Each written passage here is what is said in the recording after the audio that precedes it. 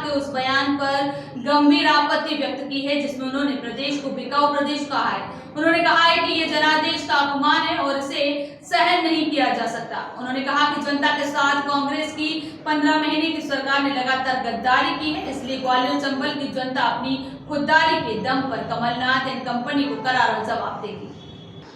शर्मा ने कहा कि कांग्रेस ने जिस वचन पत्र के आधार पर चुनाव लड़ा था, कमलनाथ सरकार उस पर अमल नहीं कर रही थी और प्रदेश के किसानों, नौजवानों, गरीब जनता से छल कर रही थी।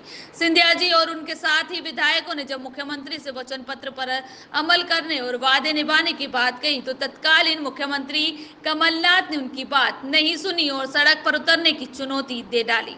इन विधायकों ने प्रदेश की जनता को धोखाधड़ी और छल से बचवाने के लिए इस्तीफा दिया।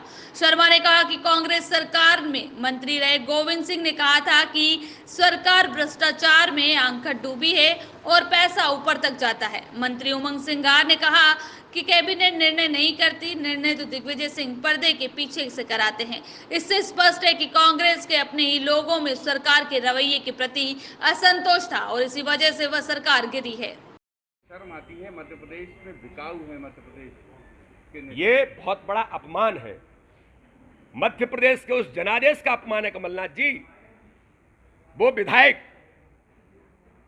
जो आपको छोड़ करके गए वो जनता के प्रतिनिधि थे और जनता ने प्रचंड बहुमत से उनको इसलिए जिताया था कि ग्वालियर चंबल के और क्षेत्रों में जहां पर आपने विकास नहीं किया वहां पर हम विकास कराएंगे, इस मुद्दे पर आए थे।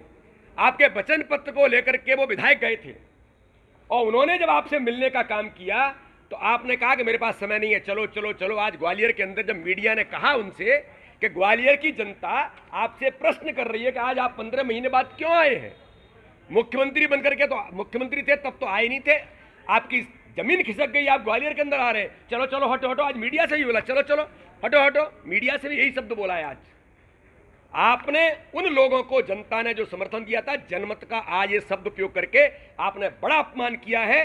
ग्वालियर चंबल की जनता ये खुददारों को पसंद करती है, गद्दारों को नहीं। कमलनाथ जी, इसका हिसाब किताब ग्वालियर की जनता का जो अपमान किया है वो आपसे जवाब जरूर इस चुनाव के अंदर देगी। मैं पूछना चाहता हूं, आपके गोविंद सिंह ने क्या कहा था, आप कैबिनेट मंत्री थे आपके, कि भ्रष्टाचार में आकंठ डूब गई है सरकार, पैसा ऊपर तक जाता है।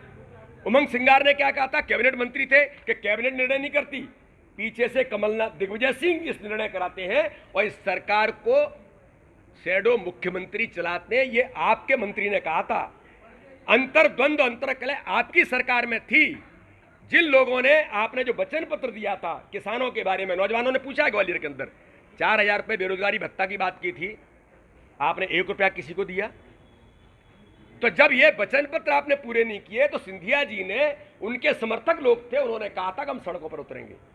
लोकतंत्र के अंदर क्या आप वचन पत्र पूरा नहीं कर रहे, जनता को गुमराह कर रहे, जनता से झूठ बोल रहे और जनता के साथ छल हो रहा है, हमें स्वीकार नहीं कर सकते, सड़कों पर उतरेंगे। इसलिए उन्होंने इस्तीफा देकर के आपकी सरकार अस्थिर हुई और भारतीय जनता पार्टी ने राजनीतिक दल की जिम्मेदारी निभाई और सरकार बनाई। और आज मुझे गर्व है कहने में कि मध्य प्रदेश के अंदर भारतीय जनता पार्टी की सरकार इन 5-6 महीनों के अंदर माननीय शिवराज सिंह चौहान के नेतृत्व में पूरे मध्य प्रदेश की गरीब जनता, चंबल और ग्वालियर क्षेत्र की जनता आज अपने आप को महसूस कर रही है कि हमारी अपनी और गरीबों के कल्याण की सरकार बन गई है। कमलनाथ जी, आपने जो शब्द उपयोग किया है, ये शब्द चुनाव का बड़ा मुद्दा होगा और आपसे जनता एक एक वोट का हिसाब कर लेगी और आपको बता देगी कि आपने जनता का अपमान किस प्रकार से किया है।